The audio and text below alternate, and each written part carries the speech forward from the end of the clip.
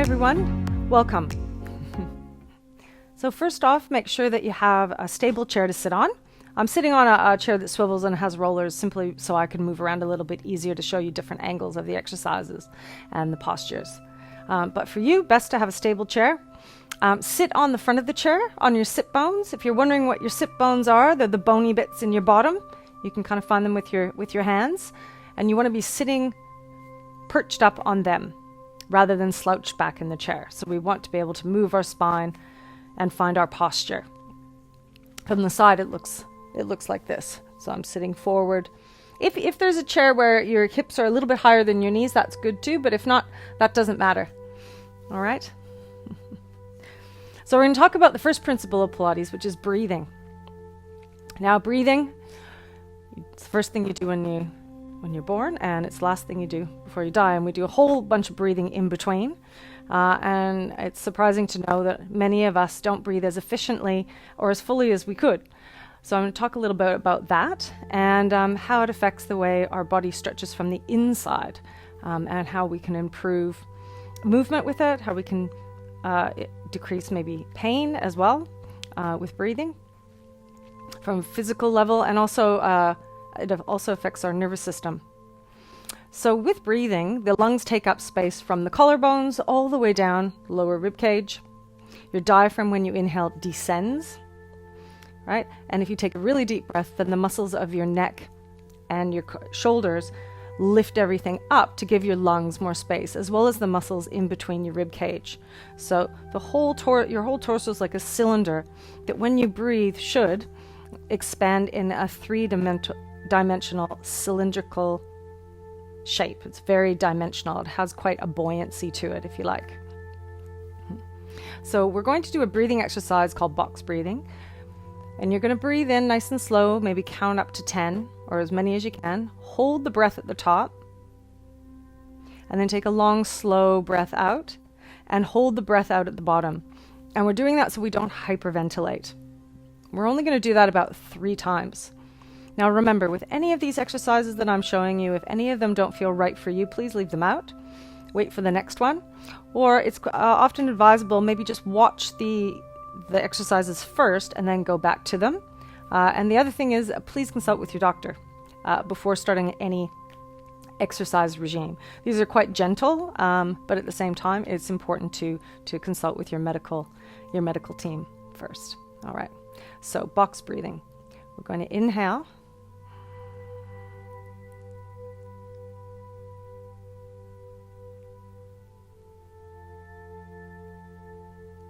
And then take a long exhale. 2, 3, 4, 5, 6, 7, 8, 9, and 10. And hold the breath out before taking your next breath in. And as we're inhaling, you'll notice how the spine extends. So you're inhaling.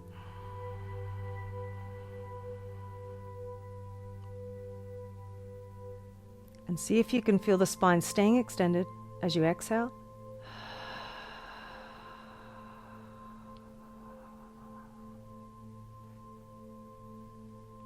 And hold the breath out at the bottom. Good. One more time. Inhaling through the nose.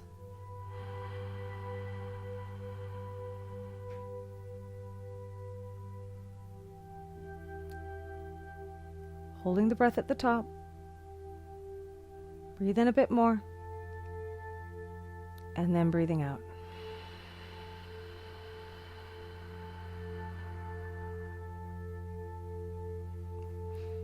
Good. Now I'm going to talk a little bit about the spine.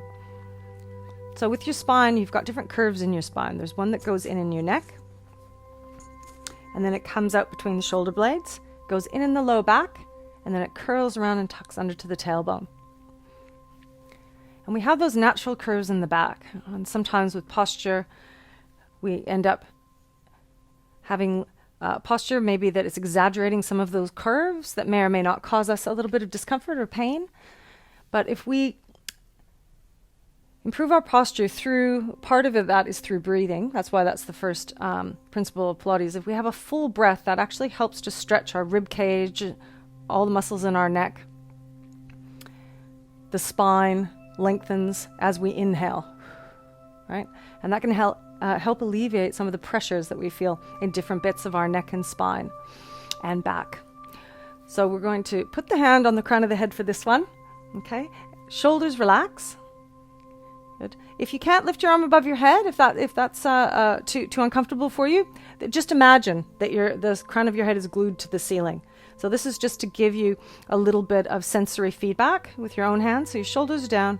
Good. And we spend a lot of our lives looking like this at screens or down at tablets or iPhones. And I know lately I've been doing a bit more of that than I should or that I like to. So this is a good chance to even bring our head back. So it's actually in line with our shoulders rather than forward or down. Okay. So we bring the hand here, shoulders relax. Good. And we're going to inhale. And feel the spine extend up into the palm of our hand. And as you exhale, see if you can keep that length. So it's almost like a slinky or a spine or a spring. As you exhale, everything relaxes down, but the spine stays extended. So those ligaments, spinal cord, everything lengthens up and the bones sort of settle down like a marionette. And try that again. So you're inhaling.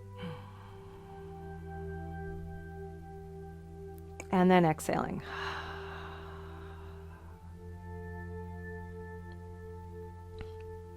Good. All right, just one more breathing exercise. Just let me talk you through it first. Catch your breath, so to speak. We're going to feel where we breathe.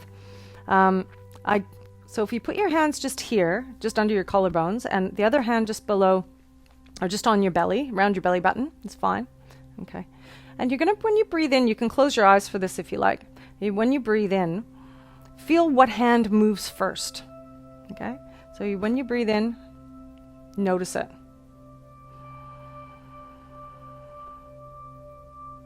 And when you exhale, which one moves first?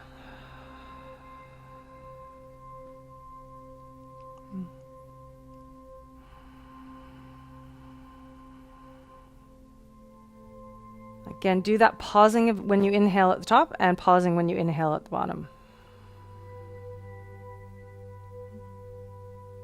Good. Ideally, you want your diaphragm to descend first, inhaling from the bottom of the lungs, inhaling here. And then the air fills up and then your chest lifts if you're forcing an inhalation. And when you exhale, it settles down the bottom and then the top. Now, many of us, for lots of different reasons, breathe apically or in reverse, where we pull our tummy in and we breathe up here. And when we exhale, we push out like that. Okay? I won't get into all the details about that, why that's not really the optimal way to breathe, but we'll focus on trying to change that pattern. Again, take your time with these breathing exercises. If you feel lightheaded, just take a break, have a glass of water, watch it, and just go in your own time. But see if you can switch that breathing around if you do happen to breathe like this and like that. We're trying to go here first. So you're inhaling in the lower part, the lower hand, and then you fill up here if you're doing a forced breath. So you're inhaling.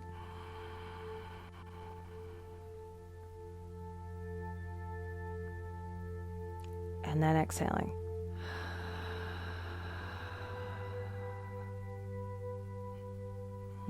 You can also draw your attention to breathing sideways into the rib cage. So not only the front and back, but also sideways and into the back as well.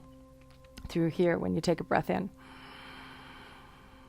It's like bucket handles or like an accordion. And breathing out. Sometimes it helps to also do a few arm movements when you're trying to get your lungs to full capacity and increasing the flexibility in your spine and in your rib cage. So we'll do an exercise where we move our arms over our head, if you can. So you're inhaling. And take your shoulders with you. Shrug your shoulders up to your ears. And then exhale.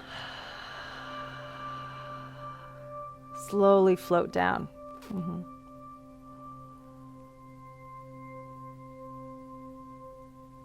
Good. Now I'm doing a sort of a forced audible breath, more for illustration than anything. It's not necessary to do that. Sometimes it helps to get the coordination of the movement. But again, just be mindful of how it makes you feel. So inhaling up, take the shoulder blades with you. See if you can notice how it fills up the sides of your rib cage. Shoulders are up by your ears, and then you're going to float the arms down like they're floating on clouds.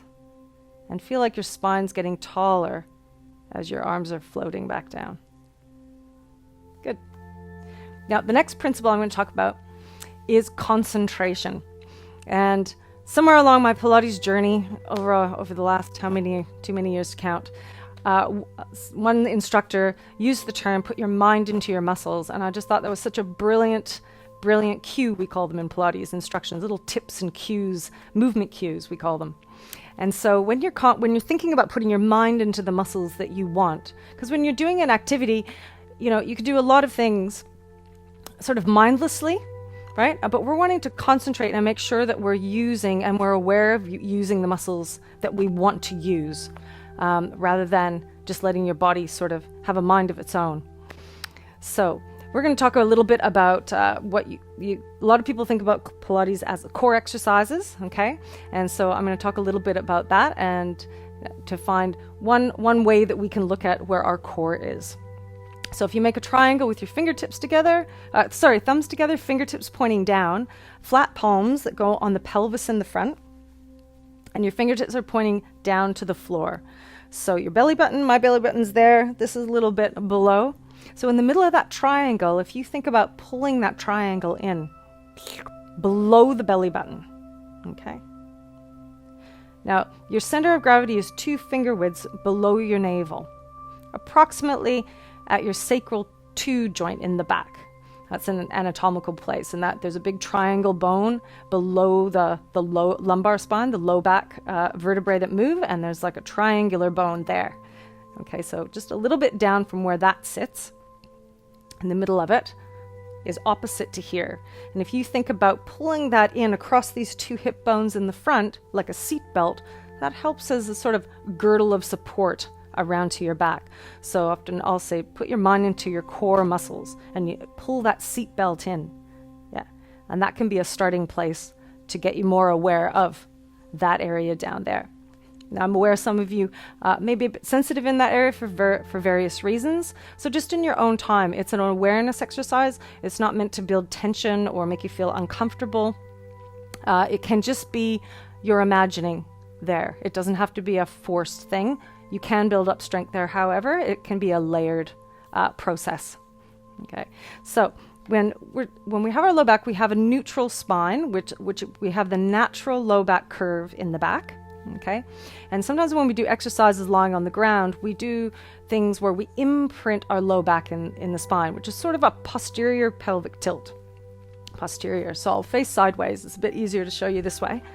So when you're sitting here, if you just pull that seatbelt in, but you have that natural curve in the back where you're not overarching and you're not slouching either, okay, we'll call that neutral pelvis for the sake of this exercise. Now, if you draw in below the belly button and then tilt, so I talked about the sit bones at the start, and you think about the sit bones at the moment are pointing down, well, think about them tucking under and pointing through your kneecaps. So your pelvis is tucking under, but notice that I'm not losing the height through my upper body from my waist up. I'm just pulling that in, and that is flattening or lengthening the the lumbar curve in the low back, and then you're sitting up. So you're drawing that in, tilting back and up, and that's an exercise in itself. So just becoming aware of that, tilting off, good, and back up. And of course, you can pattern breathing in there. You can add the one principle to the next principle, exhaling and drawing in. And back, good, and in, and back, good. And as an awareness exercise, you can go from imprint to neutral to then, this is called an anterior or front pelvic tilt, where your sit bones then go back and you're trying to exaggerate the low back curve. Of course, all of this is without building up any strain or pain anywhere. So it's just a movement exercise. Back to neutral and then imprint. Neutral and a little bit the other way. That's it. Good. Sitting up nice and tall and always being aware, putting your mind into that spine, lengthening up. All right, we're going to come up to standing and we'll finish with a little bit of a standing exercise that you can use. Do this before you go walking or when you come back from walking, or just as a day-to-day exercise, going all the way from your feet all the way up to the tips of your fingers. So for this one, you do need a rolled towel, which I have here. I'm just going to move the chair out of the way and bring my yellow mat in so it's a little bit easier to see what I'm doing.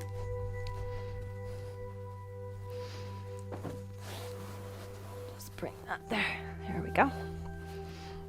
So you don't need it too high, right? But I do have a bath towel. It's not a hand towel or a thing. Here we go. So I'm going to put my foot on an angle near the end of the towel. And my other foot is going beside. Now, if that's too strong already, because it is quite a strong exercise, you can make the roll smaller, or you can also take this leg back. You don't have to have it right beside it, okay? So you want your hip bones facing forward, shoulders down, okay? And that's quite a stretch. But if you push your hips back, that also eases the stretch. You'll feel it in your calf, okay? And if we add the breath in and push our hips forward, so we're going to inhale, taking the arms up. Nice big breath in. Good. And then exhale and bring the hips back. So you're going into the stretch. So it's like an active stretch, we call it, because we're moving into that stretch. Good. And then we're coming back. Good. Inhaling up. And exhale back. Good. One more. Inhale up, hold. And exhale back. Good. And then we'll go to the other end. So foot on an angle, other foot beside. You'll find one might be a little bit tighter than the other. So we inhale up, take your hips forward. Good. And then hips back. Hips forward, inhaling. And hips back. And hips forward. And back. Good. And again, you can take your time with this as well. You don't have to go as fast as I am. You can go a little bit slower if you like. And back. Good. Well, thank you very much for joining me today. There'll be another video and we'll talk about the other 4 principles, and I'll show you a few more exercises and posture tips to keep you moving and get you active. See you then.